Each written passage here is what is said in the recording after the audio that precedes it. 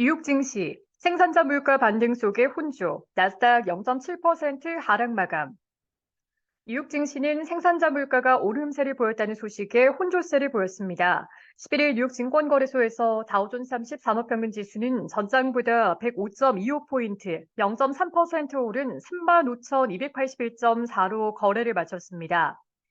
스탠더드 앤드 푸어스 S&P 500 지수는 전장보다 4.78포인트, 0.11% 떨어진 4,464.05로, 나스닥 지수는 전장보다 93.14포인트, 0.68% 하락한 13,644.85로 장을 마감했습니다.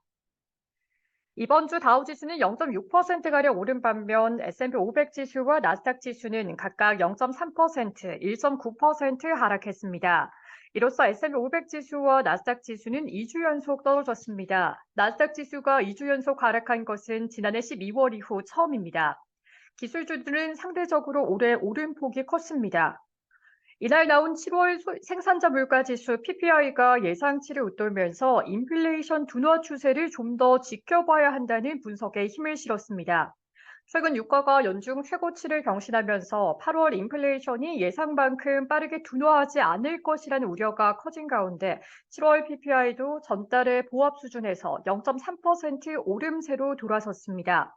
이날 수치는 월스트리트저널이 집계한 이코노미스트들의 예상치인 0.2% 상승을 웃돕니다. 특히 서비스 비용이 전달보다 0.5% 올라 2022년 8월 이후 가장 큰 폭의 상승세를 보였습니다.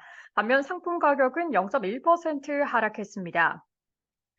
미국의 PPI는 5월에 0.3% 하락한 후 6월에는 보합, 7월에는 다시 0.3% 오른 것입니다. 7월 PPI는 전년 대비로는 0.8% 올랐습니다. 전월 나온 7월 소비자 물가 지수 CPI는 지난해 같은 기간보다 3.2% 올라 전달의 3% 상승보다 올랐으나 시장 예상치인 3.3%보다는 낮았습니다. 근원 CPI는 지난해 같은 기간보다 4.7% 올라 전달의 4.8% 상승에서 둔화했고 시장의 예상치도 밑돌았습니다.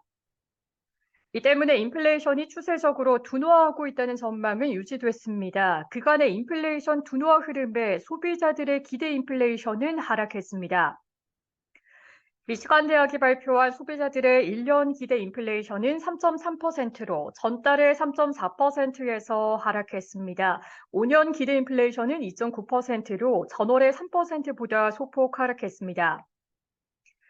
미시간대 8월 소비자 심리 지수는 71.2로 전달의 71.6에서 떨어졌습니다. 전달 수치는 2021년 10월 이후 최고치였습니다.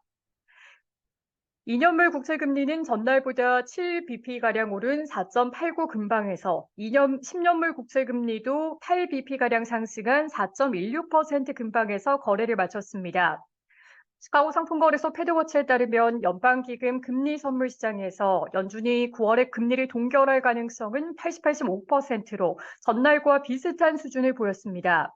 S&P 500 지수 내 에너지와 헬스, 유틸리티와 금융 관련주가 오르고 기술과 통신, 임의 소비재와 자재 관련주는 하락했습니다. UBS 주가는 회사가 크레디트 스위스를 인수할 당시 스위스 정부가 보장하는 유동성 안전장치를 자발적으로 종료하기로 했다는 소식에 뉴욕장에서 5% 이상 올랐습니다. 미국의 유전체 분석업체 일루미나의 주가는 미국의 증권거래위원회가 그레일 인수를 조사하고 있다는 소식에 2% 이상 하락했습니다.